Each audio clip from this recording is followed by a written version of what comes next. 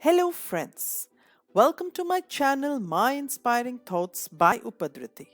Today, walk along my temple journey to the Dev Bhumi, Uttarakhand. From Delhi, I head straight to Haridwar. After a good 5 hours journey, I stepped into the holy city, which is on the banks of the river Ganga at the foothills of the Shivalik ranges. Haridwar hosts important religious events, and the most significant of them being the Kumbha Mela, which is celebrated every 12 years here. Har Ki Pauri is the famous ghat on the banks of the river Ganga and is also famed for being the place where the Ganga flowing through the Himalayas touches the plains for the first time. It is also believed that the footprint of Lord Vishnu is etched on one of the stones here. Along with hundreds of other devotees, I took the ritual dip in the holy river. Later, as evening fell, I was privileged to experience the sight of the Ganga Aarti, which is performed by many priests carrying three-tiered lamps of fire. At this time, many devotees floated lit diyas in the river with their golden hues, creating a mystical and surreal experience for my wandering eyes. The next day, I took the ropeway to the famous Mansa Devi temple, which is located atop the Bilva Parbat on the Shivalik hills. The entire journey is an exhilarating ride with panoramic views of Haridwar city and the river Ganga. This temple is known for being the holy abode of Mansa Devi, a form of Shakti. The term Mansa means wish, and it is believed that the goddess fulfills all the wishes of devotees. After I reached the top of the hill, I went inside and offered my prayers. After a peaceful darshan, I took the return journey to the plains. From here, I went to Rishikesh, which along with Haridwar is known as the twin national heritage cities of the country. Upon reaching Rishikesh, I went to the very famous Lakshman Jhula, which is a suspension bridge across the river Ganga. It is believed that in ancient times Lakshmana crossed the Ganges at the same spot where the current bridge is built. I walked across the Lakshman Jhula, and stopping at the midpoint, I could see the clear waters of the Ganga rushing below. As I moved on, I could see the impressive structure of the Tera Manzil Mandir rising majestically from the ground. It is believed that this ancient temple is established by Adi Shankaracharya in the 9th century.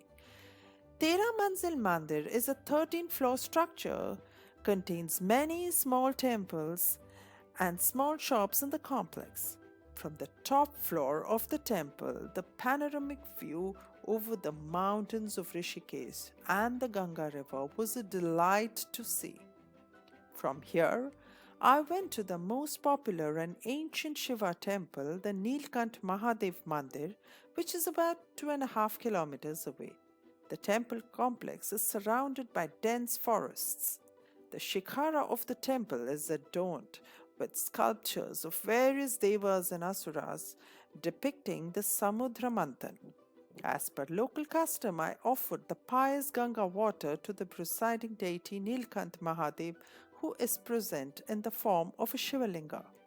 Feeling spiritually contented in this yogic land, I moved on to my next temple visit.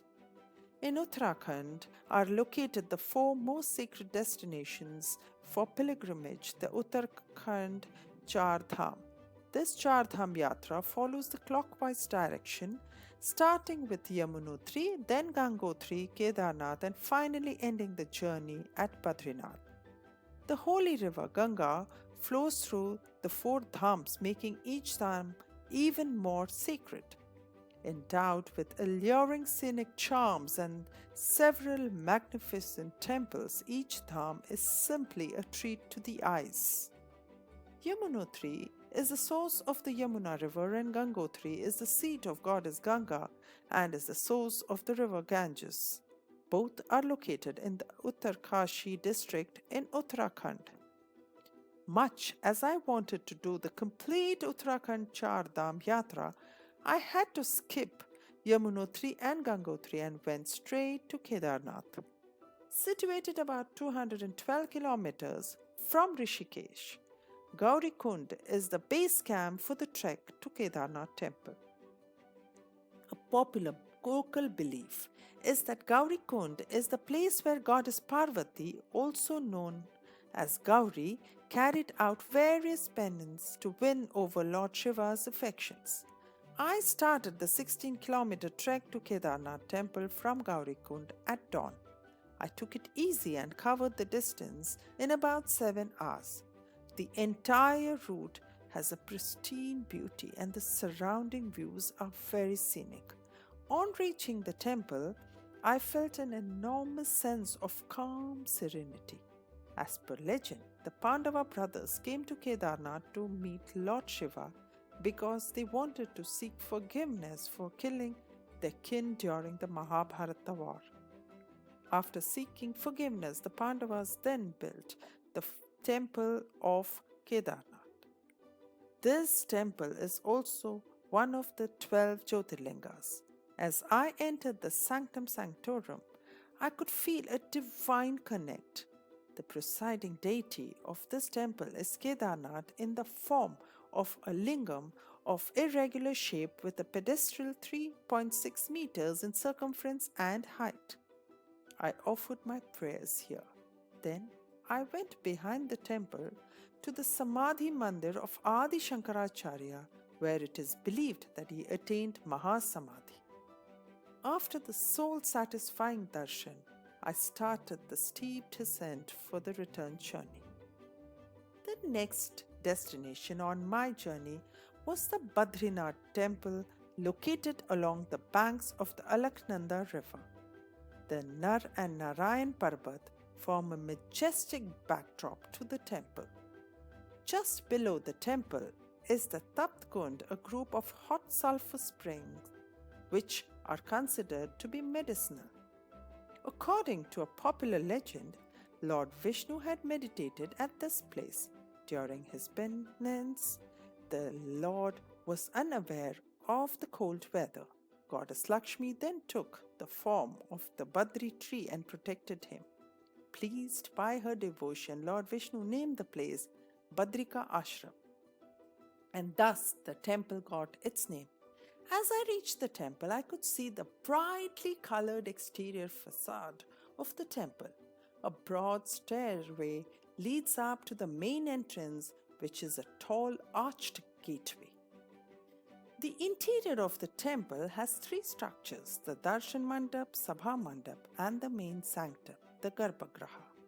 Once we enter the temple, there is a large pillared hall covered with intricate carvings which leads to the main shrine area. The presiding deity here is Lord Badrinarayan, a form of Lord Vishnu. In the Garbhagriha, the idol of Lord Badrinarayan is of 1 foot in height, made of Shaligram black stone. It is housed in a gold canopy under a Badri tree. Lord Badrinarayan holds a shank, a chakra in 2 of his arms, and the other 2 arms resting on his lap in a yoga mudra posture. I completed my darshan totally immersed in spiritual connect with the Almighty. This pilgrimage was truly a soulful experience, and I was feeling spiritually elevated to a different plane altogether. Hope you enjoyed this divine experience of the Mandirs of the Dev Bhumi. Namaskar, till we meet again in our next temple journey.